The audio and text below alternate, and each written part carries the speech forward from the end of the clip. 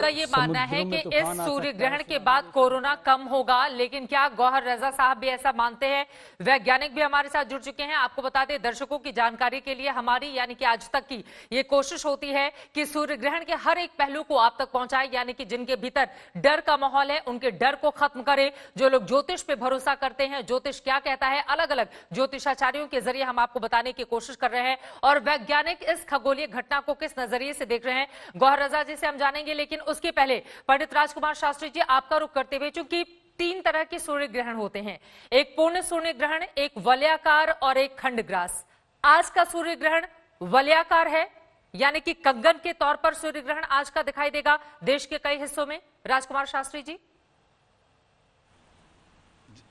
जी चित्रा, देखिए आपने बहुत अच्छी बात पूछी है। वास्तव में ग्रहण के 2 प्रकार होते हैं, एक सूक्ष्म ग्रहण होता है और एक स्थूल ग्रहण होता है, जिसको चंद्र ग्रहण और सूर्य ग्रहण कहते हैं। देखिए, चंद्र ग्रहण की अपेक्षा सूर्य ग्रहण का महत्व बहुत अधिक होता है। और सबसे बड़ी बात यह है कि जिस समय यह ग्रहण का प्रभाव होता है, ग्रहण काल जो होता है, ऐसे समय में आसुरी शक्तियां 1000 गुना और अधिक बढ़ जाती हैं।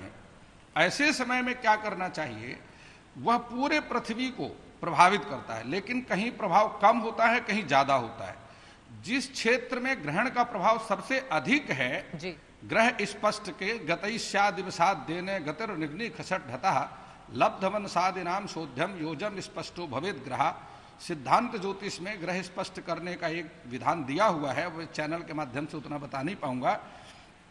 तो वहां पर जिस क्षेत्र में उसका प्रभाव अधिक होता है, वहां पर रहने वाले जो लोग हैं वह अधिक प्रभावित होते हैं। अब चूंकि यह सूर्य ग्रहण है और इसका दक्षिण भारत के और अन्य जो क्षेत्र हैं, वराह मिहिर ने बृहत संहिता में लिखा है कि जो जलीय क्षेत्र हैं या चीन आदि जो देश हैं, उसका ऐसे स्थानों में पाकिस्तान है, बांग्लादेश है, वहां इसका प्रभाव सबसे अधिक रहेगा।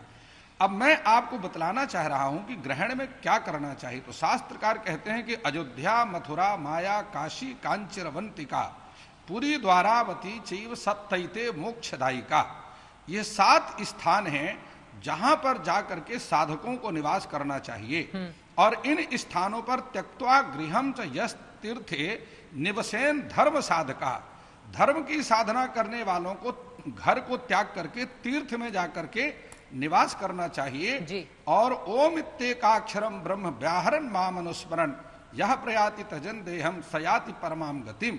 ओम इस शब्द का जाप करके, जो ईश्वर का सबसे प्रिय नाम है ओम, ओम इत्येकाक्षरम ब्रह्म व्याहरण माम अनुस्मरण, जो जाकर के तीर्थ में निवास करता है और ओम शब्द का जाप करता है, उसके समस्त पाप नष्ट होते हैं और वह किसी समस्त प्रकार की बाधाओं से मुक्त हो जाता है। बाधाओं से मुक्ति का मार्ग आप प्रशस्त कर रहे हैं राजकुमार शास्त्री जी। दोबारा भी मैं आपके पास लौटूंगी, क्योंकि बहुत सारे ऐसे सवाल हैं और खासतौर से भ्रम का भी एक माहौल रहता है सूर्य ग्रहण को लेकर, जिसका जवाब मैं आपसे जानूंगी। लेकिन उसके पहले देखिए, हमारे साथ इस वक्त 2 ज्योतिषाचार्य हैं जो आपको धर्म के लिहाज से बता रहे हैं कि सूर्य ग्रहण का क्या प्रभाव पड़ने वाला है हमारे जीवन पर। तो वहीं देश के 2 जाने माने वैज्ञानिक भी इस वक्त हमारे साथ जुड़ चुके हैं, गौहर रजा साहब और अमिताभ पांडे जी। गौहर रजा जी, आपका रुख करते हुए, सबसे पहले सूर्य ग्रहण की शुरुआत हो गई है, 9:25 हो रहे हैं। आप इस सूर्य ग्रहण को अपने चश्मे के नजरिए से दर्शकों को क्या समझाएंगे, क्या है महत्व इसका? बहुत शुक्रिया और नमस्कार। कोरोना के वक्त में जाहिर है कि हम लोगों को सबको घर में बैठना पड़ रहा है, तो जो कुछ बात जो अच्छी जी कह रहे थे वो तो अपने आप ही साबित हो गई कि भाई घर में ही बैठेंगे लोग ज्यादातर और प्रभाव नहीं पड़ेगा। लेकिन मैं सबसे पहले तो खा के ये दिखा दूं कि मेरे ऊपर इसका कोई प्रभाव नहीं पड़ने जा रहा है और किसी के ऊपर भी कोई प्रभाव नहीं पड़ने जा रहा है। आप खा सकते हैं, आप पी सकते हैं, आप जो करना चाहें कर सकते हैं, बाहर भी निकल सकते हैं, पहली बात। दूसरी बात ये कि सूरज की तरफ ना देखें इस बीच में, और उसकी एक खास वजह है। उसकी खास वजह ये है कि जब शैडो में आ जाता है सूरज, तो सूरज का वो हिस्सा जो अभी भी दिखाई दे रहा है, हम उसको देर तक देख सकते हैं। और जो किरणें नॉर्मली, जिनको हम अल्ट्रावायलेट रेज कहते हैं, वह हमारी आंखों तक देर तक पहुंच सकती हैं। अगर वो 3 सेकंड देखें हम और हटा लें अपनी आंखें, जो नॉर्मली हम कर सकते हैं किसी भी दिन में, इससे ज्यादा देर हम सूरज पर नजरें नहीं ठहरा सकते हैं।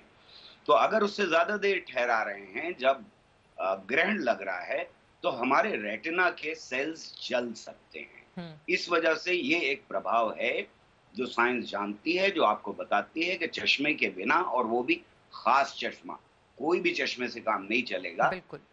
खास चश्मा जो फिल्टर्स जिन्हें कहते हैं हम अंग्रेजी में, उनके लगाए बिना आप ना देखें। बाकी ये ऐसा बल्ब है जो हमें रोशनी देता है दिन के वक्त। हम रोज रात को धरती की छाया में चले जाते हैं, इसलिए हम उसको रात कहते हैं। ये रोज रात को हमारे साथ होता है। हम सूरज से दूर हो जाते हैं, हम छाया में चले जाते हैं सूरज धरती की, तो वो रात हो जाती है। तो ये कोई खास बात नहीं है, खगोलीय घटना है।